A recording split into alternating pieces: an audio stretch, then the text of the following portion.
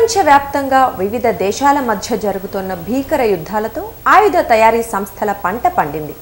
అటు Ukraine, Russia, ఇటు పశ్చిమాసియాలో గాజా, లెబనాన్, ఇరాన్లపై ఇజ్రాయెల్ సాగిస్తున్న పోరుతో కొంతకాలంగా ప్రపంచ దేశాలు వణికిపోతున్నాయి.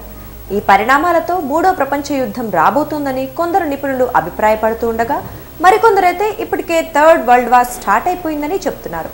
ఓవైపు యుద్ధ భయంతో ప్రపంచం వణికిపోతుంటే, మరోవైపు ఈ భయాన్నే వ్యాపారంగా మలుచుకున్నాయి ఆయుధ తయారీ సంస్థలు.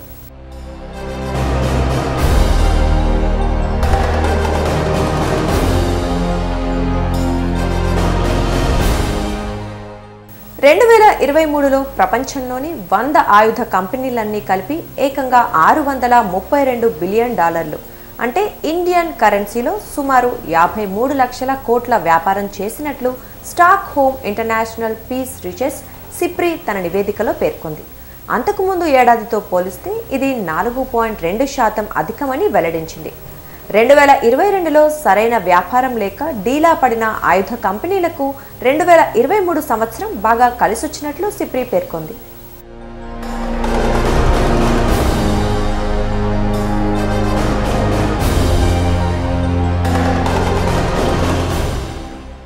ఈ యుద్ధాలతో అమెరికాలోని ఆయుధ కంపెనీలు బాగా లాభపడ్డాయి. టాప్ 100 కంపెనీల్లో 41 సంస్థలు అమెరికాకు చెందినవే. ఆ తర్వాత యూరప్కి చెందిన 27 సంస్థలున్నాయి.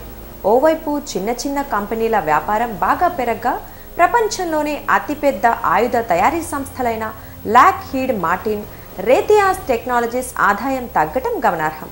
ఇక రష్యాకు చెందిన సంస్థలు సగటున 40% వ్యాపారం పెంచుకోగా, ఇజ్రాయెల్కు చెందిన 3 కంపెనీలు $13.5 బిలియన్ వ్యాపారం చేశాయి.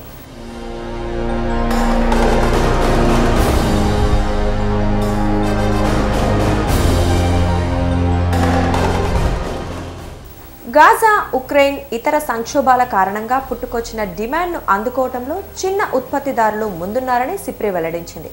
తాము పరిశీలించిన 100 ఆయుధ కంపెనీలకు 2023లో కనీసం $1 బిలియన్ చొప్పున వ్యాపారం జరిగినట్లు సిప్రి వెల్లడించింది.